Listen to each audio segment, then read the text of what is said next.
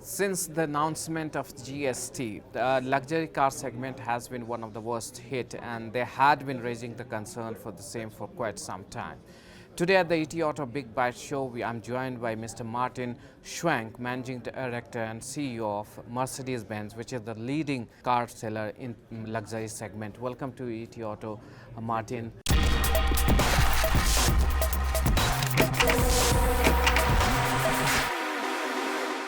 Of course, times are not so good, but we have seen for the first time the luxury segment also has gone into almost negative. How do you see the situation, and do you think the worst is over? Or I think the situation started last year in November already with a relatively weak festive season, and there we had the credit crunch, then we had the questions around elections and stable government, and that is now compounded a little bit with questions about BS4, BS6, electric, diesel. So many questions are in the consumer's mind, which made it a little bit difficult for them to take a purchasing choice.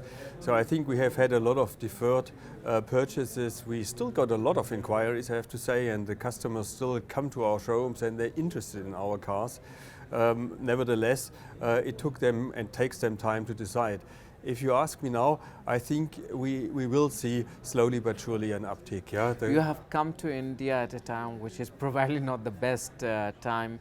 Your predecessor has left you at a top position. Do you think in current situation you will be able to sustain the number one position in I the have segment? no doubts that we will be able to that, but the number one is only a sales number. I always say we're also in hearts and minds the number one luxury brand, and I'm completely convinced we will remain that in that aspect in numbers, and the aspiration is also in customer service to be for customers in number one. What is your strategy to maneuver through this troubled time in India that we are facing right now?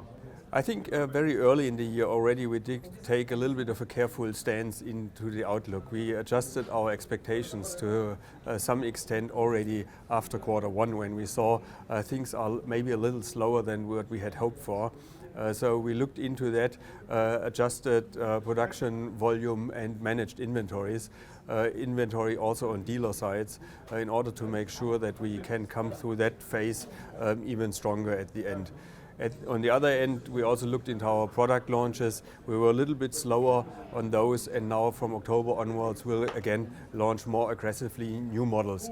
I mean, in a moment of weak market, it's also not the best of all ideas to have fireworks of new cars, because customers, new car, old car, they just don't feel like purchasing. Yeah? So I would expect in the fourth quarter things will pick up of this year, and then we'll also see more traction again in the product side. Mercedes has one of the largest product portfolio, and last year also you launched a lot of new products. How this year is going to be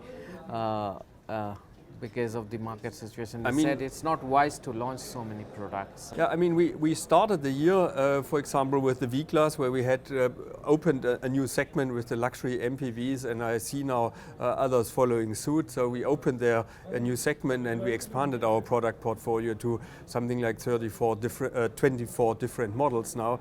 So that was quite successful.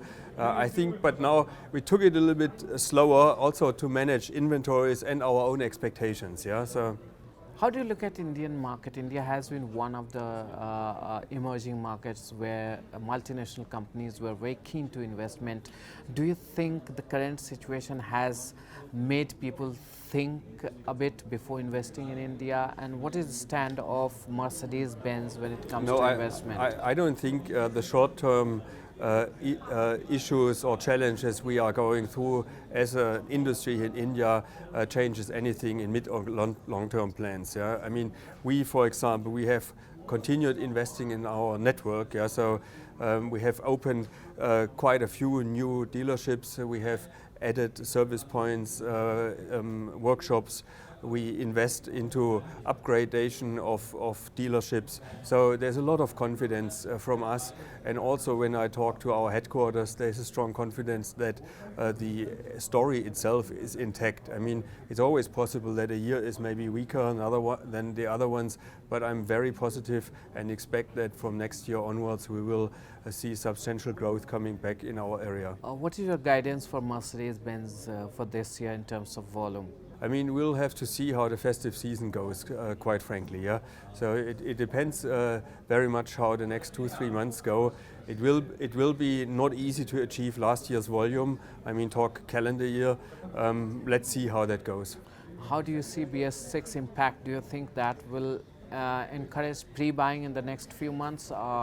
It all depends on inventory management of the respective OEMs. If there is a feeling of over inventory, then too much inventory, people might wait and hope that prices further dump. If the feeling is inventories are not scarce, but we will run out of these cars and there's an expectation of a price increase afterwards, I would see the demand is coming. Are you running any kind of program to help your channel partners, survive? Because we have seen a lot of dealership closing down because of the slowdown that's there. Yeah, we did very carefully look already, and there we started already in January. This year we looked into what are the main issues our dealers are grappling with, and one is obviously liquidity. So so it's not profitability, but it's access to money. So we worked with our dealers and we found quite some ways of making financing available, not only using our own captive financing arm to support where necessary, but we would also give free credit periods and so forth for cars before they need to be paid to the OEM. So we worked on schemes to help them with liquidity, and I think quite successfully so far. Are you planning to further extend some of the discounts that were offered? Do you want to introduce new discounting or something of that sort too? I personally don't like discounting at all because I think it's unfair, it's hurtful, it hurts the manufacturer, it hurts the dealer, and believe it or not, it hurts the customer specifically, because the customer who gets today a big discount, the one who got yesterday a lesser discount, he feels very unhappy and feels cheated, and the one who got a year ago took a car, he is even worse off because he has lost residual value of his car. So we need to find more intelligent ways of creating offerings, and for example, we have here a product which is called Wishbox, in which we have, I'm not sure we had a chance to look into that. It's a very interesting product offering, and I would specifically, I'm fond of what we call the key-to-key product. That means if you take, for example, a GLE or GLS, you drive the car for 18 months, and after 18 months you get the new car, the new model, and just pay all over the same time, the same EMI over the entire period of your contract, but you drive two different models, old and new generation, with the cars, and that's we offer on quite a few cars. And similar offerings like that, they also come not for free, they cost us money, but they avoid the harm to the customer in terms of depreciation of the value of their car. It's not to the detriment of dealers who have to discount, and we can financially work around that. Are you going on with your earlier plan of investment, or is there some rethink happening on that front? There is no change in our investment plans. Yeah, I mean that's true for our plant capacity and factories set out. Our product investments, they take place as planned before for every product we are launching. We had just delayed it a little bit as I mentioned, to hit the market in a little bit better moment. And we continue to invest into the dealer network as we just spoke about, so there is no change in investment plans. What would be your recommendation to the government, if you have any, to revive the economy and the market overall? I think I think the government took cognizance of the fact that after the budget speech there was still some room for improvement, and they took steps recently now in helping again on liquidity and also on supporting our industry. I think any additional step is welcomed. On the other hand, we also need clarity. So my proposal would be, if we want to do a change, for example, in GST, let's do it, yeah, and it's firm on it. If we don't want to do it, then let's say we don't do it, yeah. But keeping expectations up and down is actually not helping the industry at the end.